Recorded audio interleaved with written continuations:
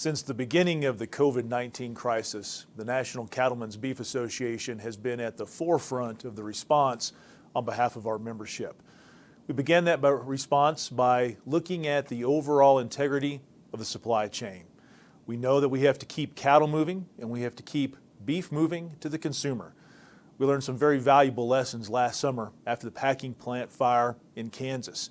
We can't afford for a packing plant or plants to go down or slow down, because we know that's going to make the market situation that we're in even worse. We also have to make sure that we're moving beef to the consumer. A lot of empty shelves right now, and we need to send a very clear message that there is not a beef shortage. We did that by working directly with the packers to get assurances from them that they were going to maintain operations throughout this crisis, and that they had contingency plans in place in case they begin to see sick workers. We've maintained contact with the packers, and they continue to operate much as they have committed. But that's only one part of the story. We also needed to make sure that the United States Department of Agriculture was equally as committed to keep the graders from the Agricultural Marketing Service in the plants and the inspectors from the Food Safety and Inspection Service. We've talked directly with the undersecretaries of Food Safety and Marketing Regulatory Programs to coordinate and to make sure that that commitment remains. They are working directly with the Centers for Disease Control, CDC, and the Food and Drug Administration, the FDA, so that way all agencies are committed to the overall role that we play in the food security of the United States. We will continue to test those limits as we see this virus spread into rural America. But again, the commitment is there to make sure that we can continue to operate. We then made our effort more towards other issues that will also have a direct impact on us as cattle producers. We worked with the Department of Transportation to make sure that we could get a waiver from hours of service to keep truck drivers on the road longer in order to get those cattle to market and get that beef back into the retail shelves. The Department of Transportation granted that, and now we have turned our efforts to seeing what we can do to increase the weights that the trucks can carry.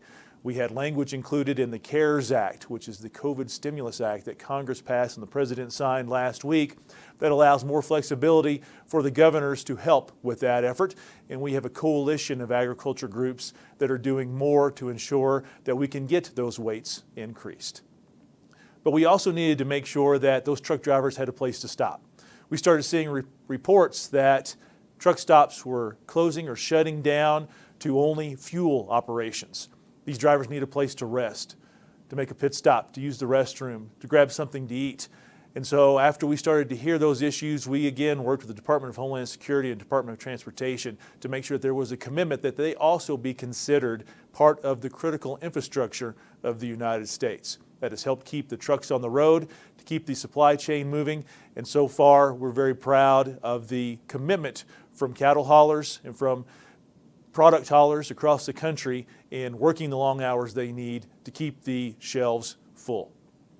This issue of critical infrastructure and the essential need of agriculture has also been an area where NCBA has engaged with the White House and the Department of Homeland Security to make sure that all facets of the beef supply are considered essential. And we've made sure that we have prepared letters and affidavits to be able to be used by our members and their employees in states where we have seen shelter in place or stay-at-home orders issued, doing everything we can so in case somebody is stopped or detained, they have the supporting information to show that their role is critical in keeping Americans fed during this crisis. We've worked very closely with the White House, and they have been very responsive to all of our requests from multiple agencies, including the Environmental Protection Agency, where we asked them to stand down on scheduled inspections. One, so that way we don't have yet another transmission vector or area for transmission of COVID-19, but also to make sure that we can continue to do everything we can to get cattle in and out of the supply chain. They have complied and have issued a temporary order, making sure that those inspections are discretionary. So we're hopeful that even in this crisis, the EPA has done its part to help us make sure that we can put beef on the table. We've also worked with USDA and the Department of Labor to ensure that there's flexibility in the guest worker programs.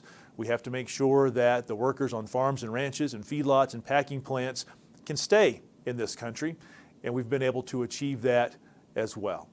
We've also worked very closely with Congress throughout their consideration of the CARES Act.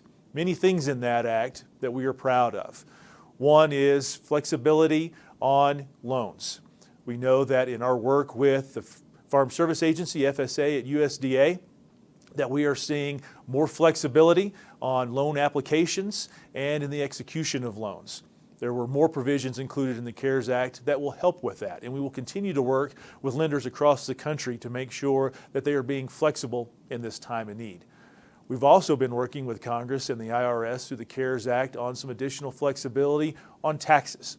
And we were able to get some provisions included in the bill that helped with net operating losses and also on interest deductions. But probably the biggest win is the inclusion of money earmarked specifically for a stimulus program for the cattle industry. Now, there's been a lot of questions as to why we need that, but we have seen some significant market impacts through this.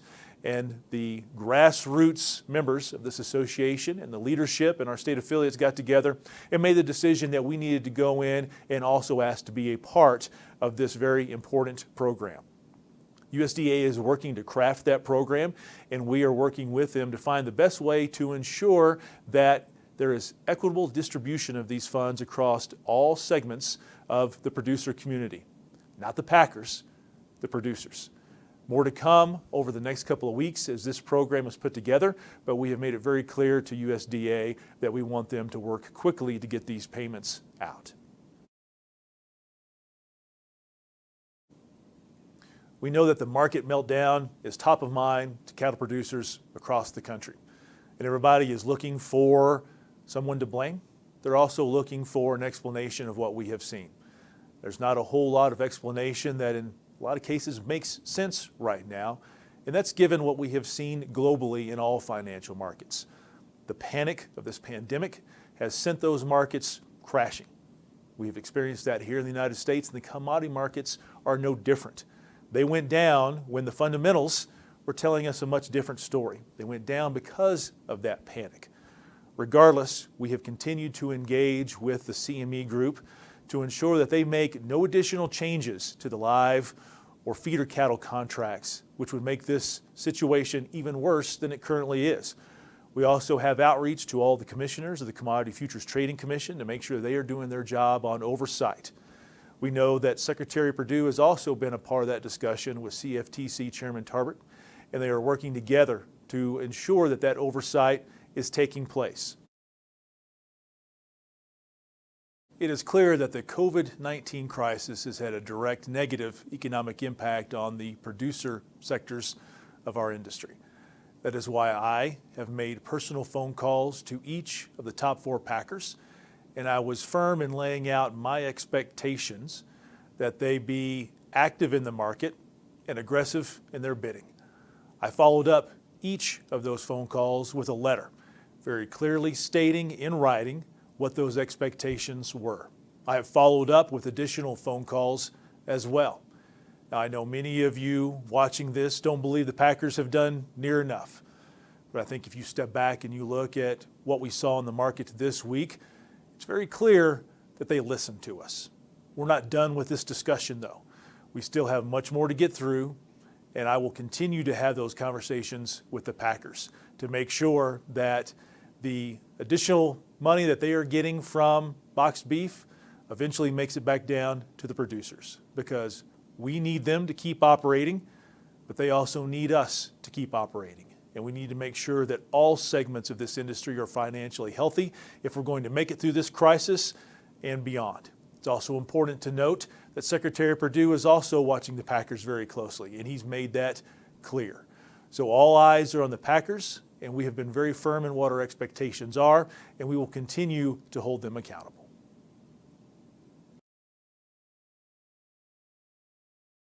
Now is not the time for a Packer war. Now is the time to make sure that we are getting cattle processed, getting beef into the consumer's hands. Will there be time to have a discussion about where we stand with cattle marketing? Absolutely. Once we get over this hump, that's exactly what we're going to do. NCBA has put in place a cattle marketing working group that had its first meeting right before this crisis actually broke. They are going to continue to take notes throughout this, gather input, and be able to use this to have a conversation about how we market cattle across the board. We want all of you to be able to provide us input on that, and this will be a hot topic during our summer business meeting. So the issue is not being ignored. The issue is not being set aside, but we are trying to get through this crisis without a packing plant going down. And that's why we continue to work with these packers, all the while asking them to continue their efforts to provide a little support to the producer community. There will be more to come as we have additional conversations and take next steps on how we can possibly change the way we market cattle in the United States. It hasn't all been bad news, though. We have seen unbelievable demand for our product in the retail outlets. We have received photographs from grocery stores across the country where the meat cases have been empty. We have a time of crisis, and in times of crises, individuals, Americans, want a little comfort and they want a little security. And what we have found is when it comes to comfort and security, they want beef to provide that. So this provided us a great opportunity in our role as a contractor of the Beef Checkoff to provide them recipes, to provide them online cooking classes, so that way in this time of comfort or need, that they can truly find all that comfort that they're looking for through a high quality eating experience of our great beef. We will continue to do that. We will also continue to work with the food service partners of ours to try to get them through this hump. And part of that has been working to make sure that product that they have on hand is getting rerouted to retail establishments. And we've had a lot of success in trying to provide the connections in order to make that happen. What's also been interesting to note is with many of these photographs of empty meat cases, right next to it is a case full of Beyond Beef and alternative or fake meats. That should be a great ego boost to all of us as we too are looking for a little comfort and certainty in this time of need. As we look at this virus and its continued outbreak in rural America, I'm afraid that it's going to get worse before it gets better for us. But NCBA will continue to be here every single day, working with all segments of this industry to ensure that our response is one that helps us get through it. And once it is done, we will take the opportunity to review what happened and see what changes we can make in order to keep our industry strong moving forward. We appreciate you as members of this association, and always, if you have any sort of questions, you can go to our website where you can find all of the information and documents that we have put in place in regards to our response and a way to contact us as well. In the meantime, stay safe, stay healthy, and be sure to wash your hands.